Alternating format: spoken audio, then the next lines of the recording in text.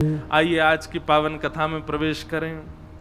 कान्हा कुंवर के कर पल्लव पर मानो गोवर्धन नृत्य करे। कान्हा कुंवर गाइए के कर पल्लव पर मानो गोवर्धन नृत्य करे। कल हम लोग श्रवण कर रहे थे, सब ब्रजवासीन को लेकर के ठाकुर जी श्री गिरिराज जी की शरण में पहुंचे। गिरिराज जी की शरण में पहुंच करके सब ब्रजवासीन ने अपने अपने घर को 56 भोग लगायो। 4 भुजा वारे श्री गोवर्धन नाथ प्रकट भये, सब ब्रजवासीन को प्रसाद स्वीकार कियो। सब ब्रजवासी आनंद में भर गए, नाच रहे हैं, गा रहे हैं, उत्सव मना रहे हैं। हमारे ब्रज में जय जय प्रकट भयो, देवता प्रकट भयो है। आहा,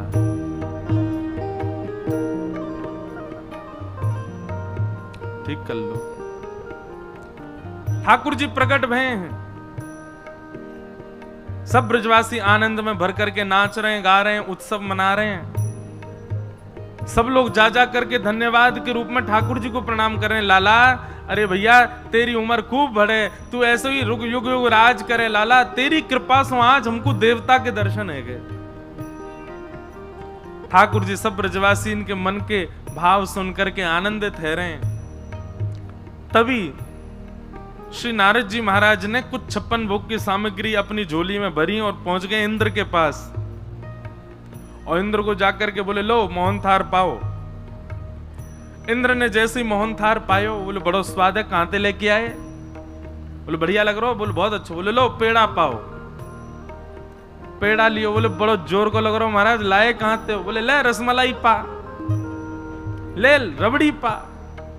एक के बाद एक सामग्री दे। इंद्र के लाए कहां से हो? नारद जी बोले आजकल तेरी पूजा बंद है गई है, ब्रजवासी नन्हे से गोपाल जी की पूजा कर रहे हैं, तो वही के काज 56 भोग बने। तुम्हें तो सब देवतान में बांट तो भयोते, मैंने की तो हुए दे चलूं, ले पाले। इंद्र ने जैसे सुनी मेरी पूजा बंद है गई, आकाश में से जैसे झांक करके देखा तो महाराज ठाकुर जी एक रूप से सामने खड़े होकर के आरती कर रहे हैं और एक रूप से 4 भुजा वारे बन करके सब ब्रजवासी को भोग स्वीकार कर रहे हैं। बंधुओं, हम मानवों के चित्त में ठाकुर जी की लीला के प्रति संशय होना सामान्य बात है, क्योंकि देवताओं के चित्त में भी हो जाती है। लेकिन याद रहे, ये उन्हीं के चित्त में ठाकुर जी के प्रति प्रश्न चिन्ह प्रकट होता है जिनके चित्त में भक्ति नहीं है, प्रेम नहीं है, ज्ञान है, वैराग्य है, त्याग है।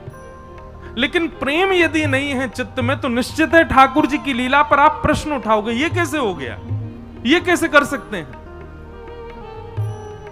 इंद्र के चित्त में आया कि ये भगवान नहीं हो सकता, ये निश्चित ही कोई बहलूपिया अपनी पूजा करवाने के लिए कृष्ण रूप धारण करके गया है। और जैसे ये भाव आया, मेघमालाओं को आज्ञा कर दी, जाओ जाकर के पूरे ब्रजमंडल पर इतनी वर्षा करो कि पूरा ब्रजमंडल डूब जाए। काले काले बादलों ने आकर के पूरे ब्रजमंडल को घेर लिया, मूसलाधार बारिश होने लगी। सांबर्तक ऋतु आई, जो प्रलय काल के समय पर वर्षा होती है वो वर्षा ब्रजमंडल में होने लगी, एक एक बूंद हाथी के पैर के समान। मतलब जहां बूंद गिरे वहीं गड्ढा है जाए।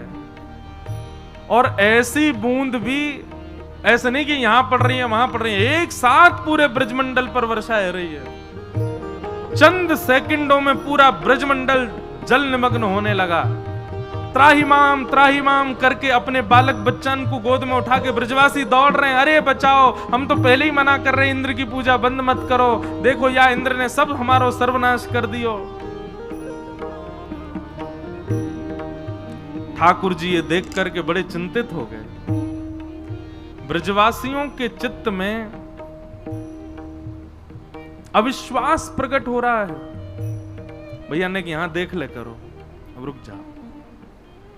अविश्वास प्रकट हो रहा है। सब ब्रजवासी मन में विचार कर रहे हैं, इंद्र आज हमको जीवित नहीं छोड़ेंगे। भगवान ने सब ब्रजवासियों से कही, जिनकी शरण में आए उन पर विश्वास रखो भैया, उन पर भरोसा करो। केवल वस्तु प्रस्तुत करनो, आरती करनो, यही भक्ति को स्वरूप नहीं, विश्वास तो करो देव पर। मान लीजिए आप कल अपने देव इष्ट को पूज करके आए और आज आपको फ्रैक्चर हो गया, तो पहली बात हमारे चित्त में यही आती है, पता नहीं क्या हो गया। कल तो पूजा करके आए, कल तो बढ़िया हम खूब खर्चा करके आए, दान पुण्य करके, आज पाँव टूट गया। तो दो बातें आती हैं, या तो हमसे कोई अपराध बन गया है, या फिर हमारे इष्ट जो हैं वो ज्यादा शक्तिमान नहीं है, ज्यादा शक्तिशाली नहीं है। बताओ, इतनी बड़ी हमारे जीवन में कष्ट आए और वो संभाल भी नहीं पाए। अविश्वास नहीं, ये अविश्वास ही। अब ऐसा भी हो सकता है कि आप कथा सुन रहे हैं, कथा के उपरांत आपके साथ कुछ ऐसा हो, भगवान ना करे कुछ हो, पर कुछ भी हो तो आपका कथा के प्रति अविश्वास ना हो जाए।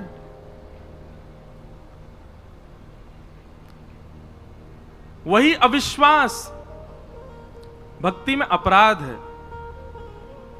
ठाकुर जी की शरण में गए हो तो फिर उसके बाद चाहे जो हो, वो सब हमारे प्रारब्ध से है। बस ये समझना चाहिए कुछ और बड़ा होना था, लेकिन ठाकुर जी ने सूक्ष्म में ही टाल दिया है।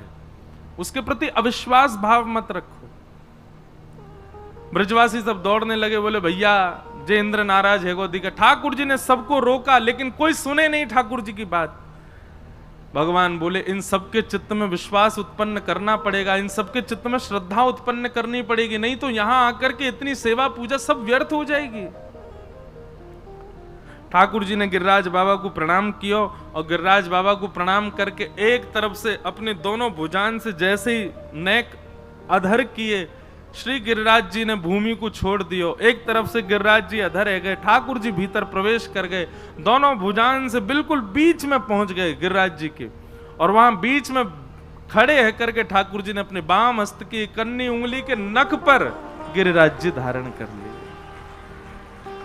बोलो गिरिराज धारण की, श्री गोवर्धन नाथ की, श्याम सुंदर श्री यमुने महारानी की, पूछरी के लौठा की, प्यारे।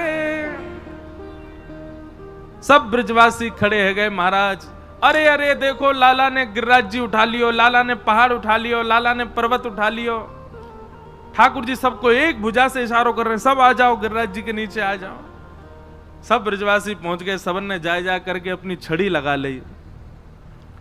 अब बीच में ठाकुर जी खड़े हैं गिरिराज जी धारण करके, और गिरिराज जी कभी इतकू जाएं कभी इतकू जाएं, ऐसे तराजू की तरह यों यों हेरें।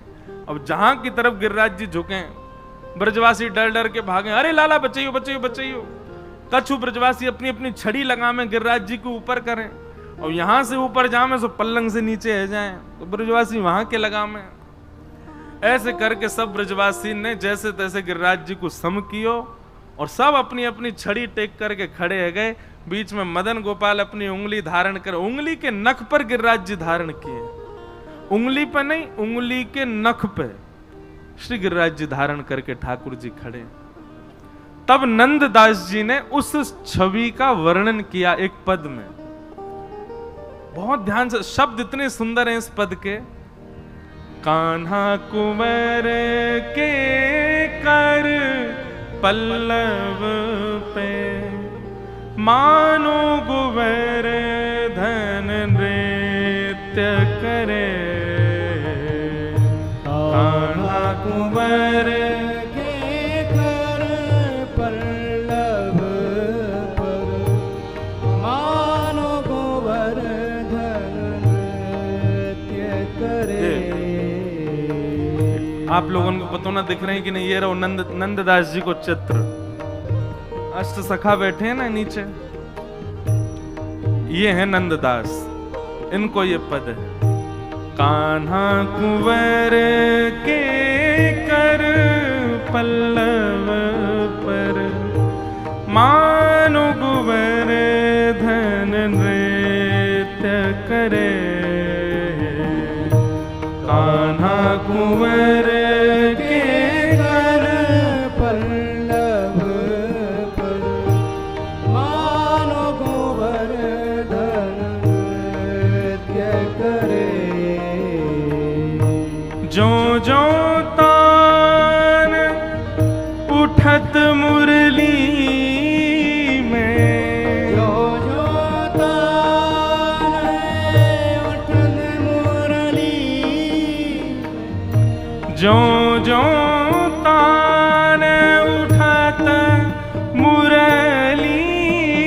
की जो जो तान उठे मुरली की त्यों त्यों लालन अधर धरे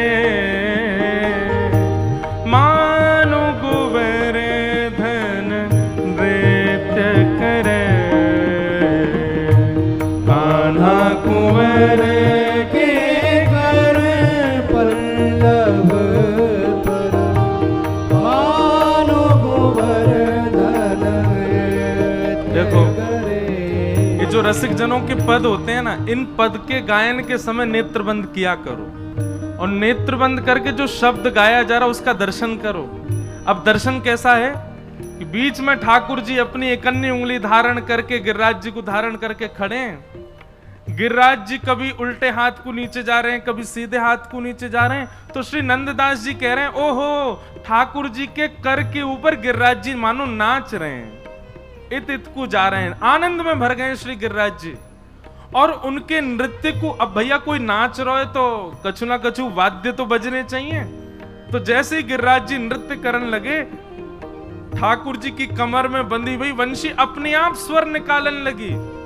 ज्यों ज्यों तान उठत मुरली की, अपने आप वंशी के स्वर प्रकट होने लगे। ठाकुर जी ने एक भुजा से वंशी निकाल करके अपने अधर पर धारण कर ली, दूसरी भुजा से गिरिराज जी धारण करके खड़े हैं और श्री गिरिराज जी मदमस्त है करके नृत्य कर रहे हैं ठाकुर जी के कर पर। नंददास जी वाको वर्णन कर रहे हैं।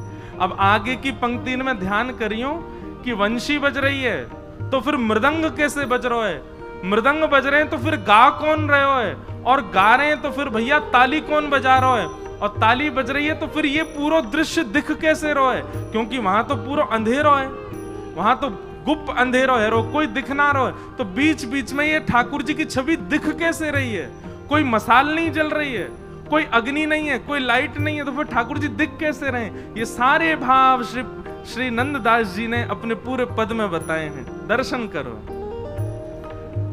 हाँ हाँ, ठाकुर जी की वंशी बज रही है, गिरिराज जी नाच रहे हैं, और मृदंग कैसे बज रहे हैं, मेघ मृदंग मृदंग बजावे, मेघ मृदंगी मृदंग बजावे, मेघ मृदंगी मृदंग बजावे, मेघ मृदंगी मृदंग बजावे। आकाश में जब बादल एक दूसरे से टकराते हैं तो जो गर्जना हो रही है, जो गड़गड़ाहट हो रही है, वो भी ऐसी ताल पर हो रही है, ऐसी सम पर हो रही है, मानो लग रहा है कि आकाश के बादल मृदंग बजा रहे हों, गिरिराज जी नाच रहे हैं, ठाकुर जी की वंशी बज रही है।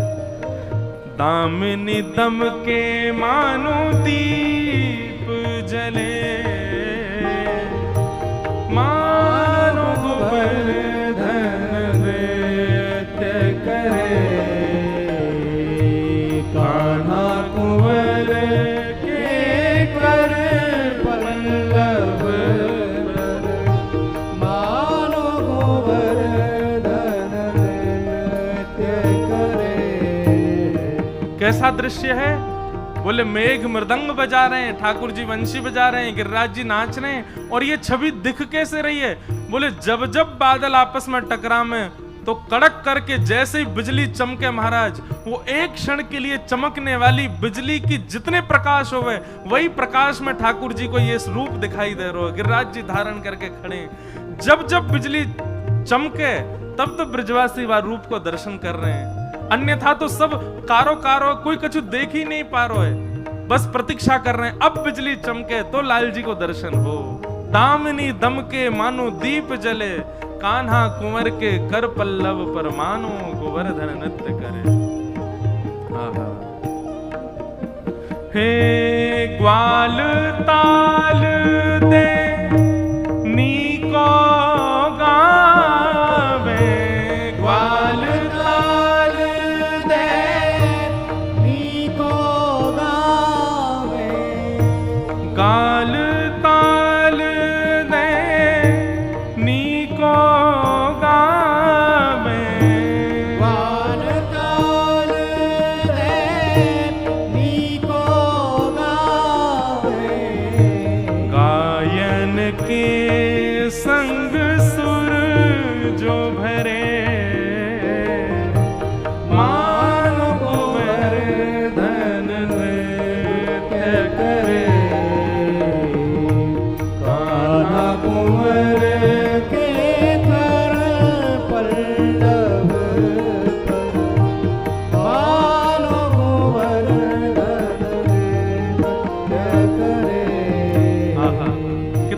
सुंदर छवि है। मृदंग बादल बजा रहे हैं, वंशी ठाकुर जी बजा रहे हैं, गिरिराज जी नाच रहे हैं, बीच बीच में बिजली कड़क के दीप जला रही है, और इन सबन को अपनी ताल बना करके ग्वाल बाल सब ताल दे दे करके गा रहे हैं।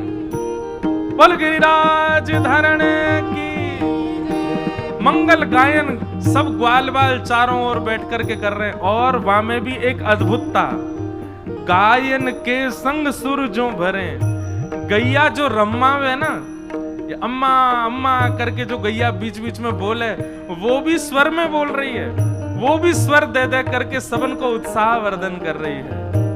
कान्हा कुंवर के कर पल्लव पे मानो कुंवर धन नृत्य करे।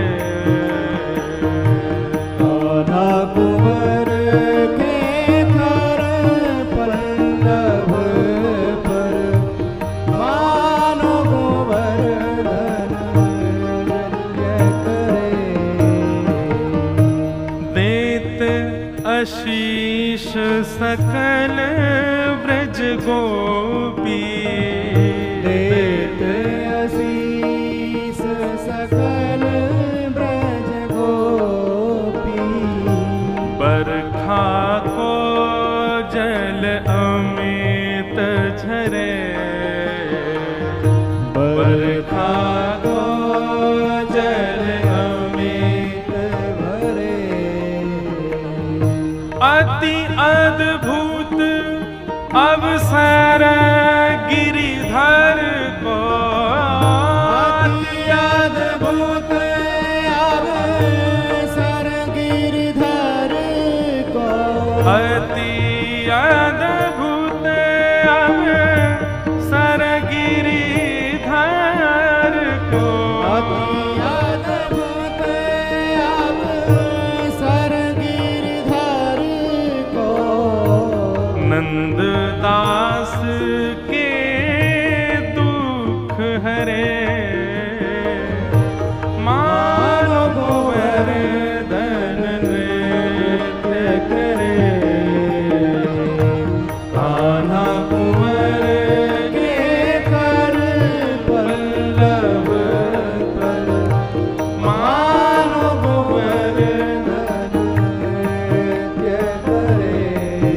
गिरिराज धरण प्रभु तुम्हारी शरण, गिरिराज धरण प्रभु तुम्हारी शरण, गिरिराज धरण प्रभु तुम्हारी शरण, गिरिराज धरण प्रभु तुम्हारी शरण। रखो लाज हमारी गोवर्धन, रखो लाज हमारी गोवर्धन, हे रखो लाज हमारी गोवर्धन, रखो लाज हमारी गोवर्धन। हे गिरिराज धरण प्रभु तुम्हारी शरण, गिरिराज धरण प्रभु तुम्हारी शरण, गिरिराज धरण प्रभु तुम्हारी शरण, गिरिराज धरण प्रभु तुम्हारी शरण, हे गिरिराज धरण प्रभु तुम्हारी शरण, गिरिराज धरण प्रभु तुम्हारी शरण। ओ रखो लाज हमारी गोवर्धन, रखो लाज हमारी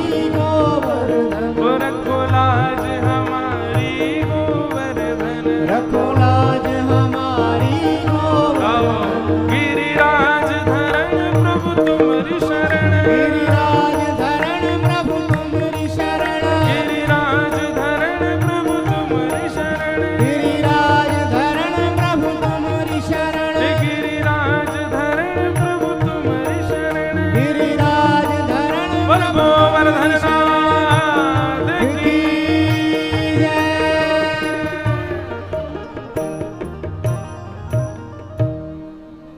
ऐसे श्री नंददास जी दर्शन कर रहे हैं, कितने सुंदर दर्शन।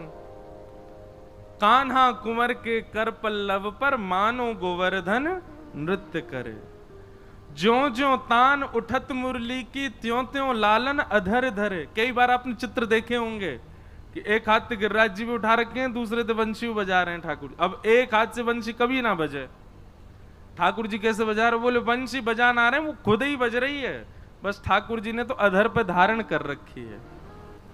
दामिनी दम के मानो दीप जले, जब जब बिजली कड़क रही है तब तब वो स्वरूप दिख रहा हो ठाकुर जी को। और ग्वाल ताल दे नीको गावे, सब ग्वाल बाल बैठ करके नीको नीको स्वर लगा के गा रहे हैं, गायन के स्वर जो भरे, गैया भी बीच बीच में रम्मा करके स्वर लगा रही है।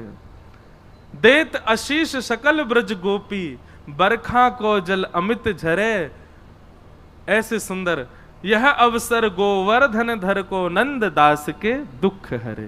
कान्हा कुंवर के, भैया हम ब्रजवासी को ये सर्वधन है, ये पद आदि, और आजकल कोई ब्रजवासी इनको आश्रय नहीं ले रहा है।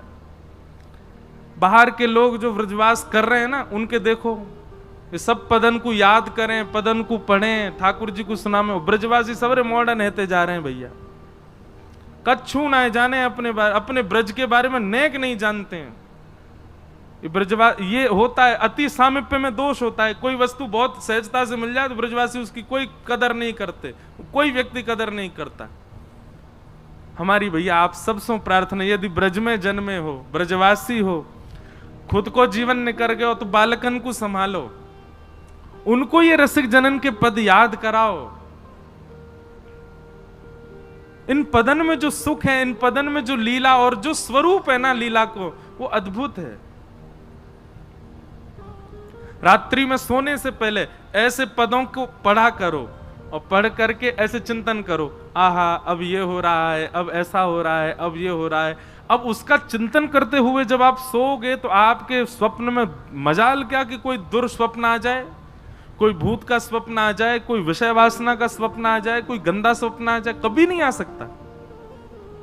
आपके स्वप्न में भी श्री प्रियालाल जी आएंगे। और एक बात बताएं आपको, निश्चित है ये कि आप लीलाओं का चिंतन स्तवन करके जब शयन करेंगे ना, तो वह लीला भी दिखेगी जो लीला कहीं लिखी नहीं है, जिसका कहीं वर्णन नहीं है, आपको वो भी दिख सकती है। करना क्या है, लिखो,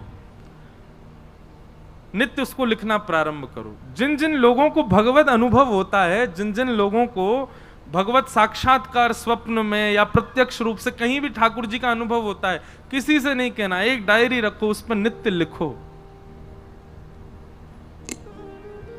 हमको तो कथा करते करते कुछ ना कुछ भाव आते रहते हैं, तो मैं तो पद बना बना करके लिख दूं, अपने पास रख लूं, कभी भाव बने तो गा दूं। जैसे परसों से मेरे मन में आ रही है कि ठाकुर जी की चोरी लीला देख करके गणेश जी के मन में आई कि मैं जाऊंगा चोरी करवे। अब मैं वहां पे पद कछू तो लिख रहा हूं, कल तक हैगा तो फिर सुनाऊंगा। किसी गणेश जी आए हैं ठाकुर जी के संग चोरी करवे ब्रजमंडल में, मक्खन की चोरी। बाद में गणेश जी यहाँ बैठे तो उनको देख के मन में भाव आया को कछू तो ऐसा भाव हो, इनको भी चोरी में लाए मैं ठाकुर जी के संग।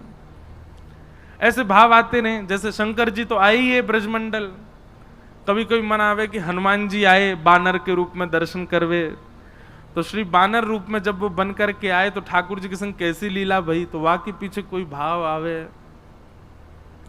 ऐसे सब छोटे छोटे भाव चित्त में आते रहते हैं। तो ये कब होता है, जब आप ऐसे ऐसे पदों को बार बार पढ़ने लगोगे, बार बार इनका, तो निश्चित ही आपके चित्त में कोई ना कोई भाव आएगा। जैसे वृंदावन में भी कथा आती तो वहां पर कोई ने मुझसे यूं कही कि महाराज जी ठाकुर जी सब गोपीन के यहाँ चोरी करवे गए, किशोरी जी के यहाँ ना गए, सोई पद लिख के गा दियो। मैंने कहा हाँ किशोरी जी के यहाँ गए, ठाकुर जी चोरी करवे गए। और वाकई बहुत सुंदर पद, एक पद की रचना करी वही वृंदावन वाली कथा में, सुनाए कि कुंवरी श्यामा ददी मथ सुंदर लागे, कुंवरी श्यामा ददी मथ सुंदर लागे। हमारे ब्रज में ठाकुर जी को कहें कुंवर, किशोरी जी को कहें कुंवरी, तो कुंवरी श्यामा ददी मथ सुंदर लागे, कुंवरी श्यामा ददी मथ सुंदर लागे। तनिक तनिक हाथन सो मथनी तनिक तनिक हाथन सो मथनी तनिक से भोरी चलावे कुंवरी श्यामा तनिक से भोरी चलावे कुंवर श्यामा। तो लीला ऐसी है कि प्रथम बार किशोरी जी मथनी चला रही हैं। श्री कीर्ति मैया के लाली तू अब बड़ी ऐती जा रही, घर के काम काजन ने सीख ले, चल अब दही मथनो शुरू कर। तो किशोरी जी ने जैसे ही मथनी शुरू करी तो पूरे बरसाने में महाराज नगाड़े बजन लगे, ढोल बजन लगे, सब नाचन लगे। बोले कहा भयो? बोले आज वृषभानु नंदिनी प्रथम बार मक्खन निकाली, सबन को प्रसाद मिलेगा भैया। ढोल नगाड़े की आवाज नंदगाम पहुंच गई। ठाकुर जी बोले भैया हे मधुमंगल सीता में ढोल कहां बज रहे हैं? लाला ऐसा लग रहा है यहाँ दिशा ते आ रही है आवाज, जरूर बरसाने में कछु उत्सव है रो है। ठाकुर जी बोले पतो कर कहा उत्सव है? तो ग्वाल बालन ने पतो करके बताई। बोले लाला जो तो बहुत जोर का उत्सव है रो। बोले कहा? बोले एक क्लाइंट भड़गो हमारो ये सबरी गोपी क्लाइंट है ना, ठाकुर जी इन सब उनके घर जा जा करके चोरी करें। बोले एक क्लाइंट भड़गो, ये तो आज की भाषा में कह रहा हूं, एक यजमान भड़गो हमारो। बोले कौन? बोले अरे वो वृषभानु नंदिनी ने एक सी छोटी सी किशोरी पहली बार मथनी चला रही है, दही निकाल वो मक्खन निकाल रही है। आहा निरख रही ब्रज नारी कटक, निरख रही ब्रज नारी कटक, कीरत मन हर्षावे कुंवरी श्यामा, कीरत मन हर्षावे कुंवरी श्यामा। जैसे ही ठाकुर जी को पता चली कि किशोरी जी मक्खन निकाल रही हैं, सोई बेबस भय धाये नंद नंदन, बेबस भय धाये नंद नंदन। ठाकुर जी दौड़े बरसाने की ओर। जैसे ही पता चले अरे किशोरी जी के मक्खन की सबसे पहलो मक्खन को पहलो ग्रास तो मैं ही पाऊंगा, मुंह से पहले कोई और चख नहीं ले वाकू। बेबस भय धाये नंद नंदन, बेबस भय धाये नंद नंदन। तो अब ठाकुर जी को नंद वहां वृषभानु भवन में प्रवेश तो कोई करन नहीं देगो। कैसे गए ठाकुर जी? बोले सखी को रूप धराए कुंवरी श्यामा, सखी को रूप धराए कुंवरी श्यामा। अच्छा एक बात तो है, हमारे वृंदावन बिहारी लाल को सखी बनवे में झटका 1 मिनट लगे। कहा? बोले दिखे ही है लाला से, लेकिन सबरे काम तो वही है। नेक में अपनो महाराज घुंघराले केश खोल दिए, नाक में एक नथनी पहन ली, मैया ने काजर लगाया वही नेक फैला लियो, और महाराज नेक नेक होटन पे लालिमा लगा ली, और सोई अपनो जो है का है बढ़िया यशोदा मैया को या कोई छोटी मोटी सखी होगी बाको चुरा लियो होगो, कोई घाघरो वागरो सबरो पहन पहन के बन गए सखी। ऊपर ते चुनरी डाल के, चाल तो टेढ़ी मेढ़ी सी है ही है, सो दूर से यूं ही लगे कोई सखी आ रही है। पहुंच गए। अब सबन को लगी कोई बरसाने की गोपी की लाली है, छोटे से लाल जी पहुंच गए। अब यहां किशोरी जी मथनी चला रही हैं। जैसे ही मक्खन निकाल के छोटी सी मटकी में निकारो, सब सखी बधाई गाने लगी। बोले जय हो कीर्ति मैया, अब तो लाली हमारी सुगड़ है गई, अब यानी मक्खन निकारो। बोले प्रथम माखन को भोग तो कुल देवी को लगाओ, कुल देवी के काजे लेके चलो, फिर सबन में वितरण होएगो।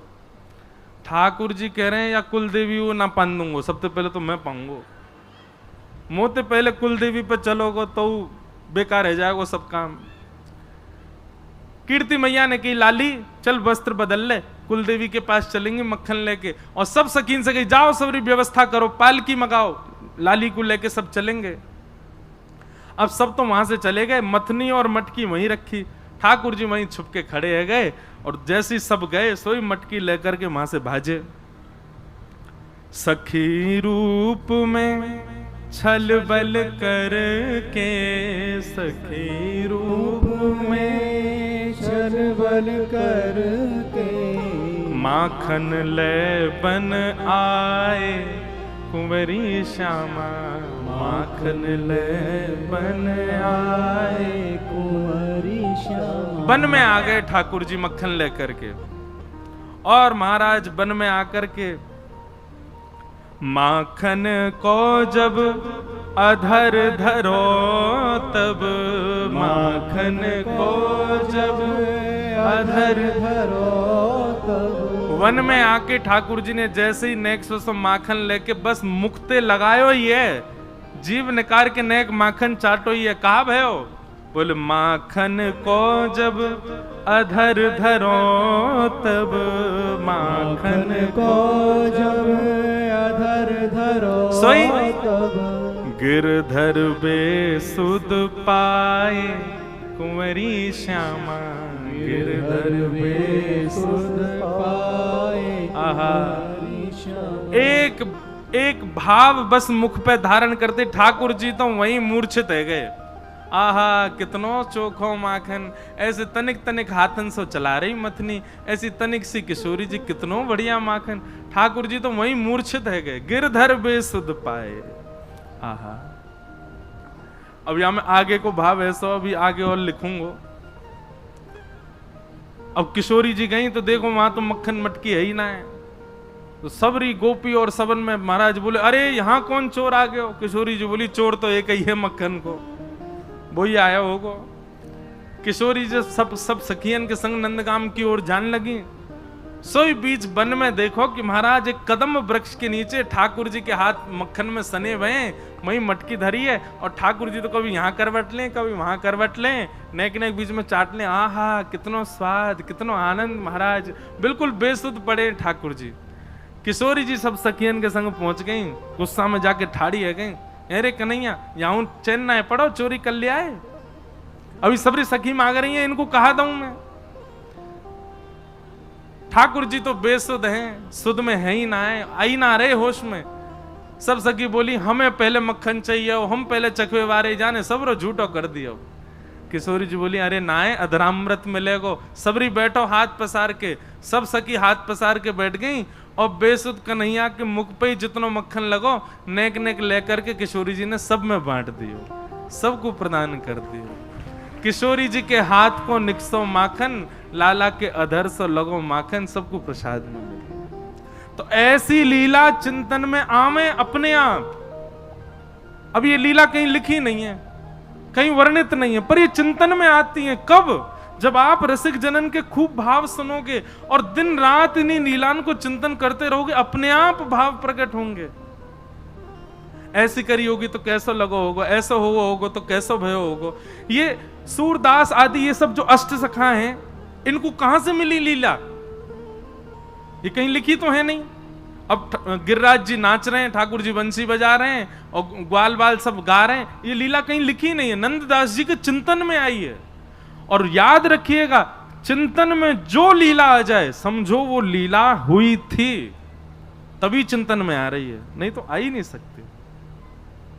तो ऐसे ठाकुर जी ने गिरिराज जी धारण किए, 7 दिन 7 रात्रि पर्यंत गोवर्धन धारण करके इंद्र को मन में लगी कि भैया मैंने कोई अपराध कर दियो लगे। सोई इंद्र ने आकर के ठाकुर जी से क्षमा मांगी, भगवान ने गिरिराज जी पुनः विराजमान कर दिए, और इंद्र को भगवान ने क्षमा कर दियो। बोलो गोवर्धन नाथ की जय। इंद्र ने भगवान की स्तुति गाई। तत्पश्चात सब ब्रजवासी ने ठाकुर जी गोद में उठा लिए, सब नाचन लगे। बोले, लाला तैने हम सब ब्रजवासी की रक्षा करके जे बता दई कि भैया लाला तू हम सब सो कितनो प्रेम करे। गैयान ने ठाकुर जी को नाम रख दियो गोविंद। अब भगवान को एक और नाम है क्यों? गोविंद।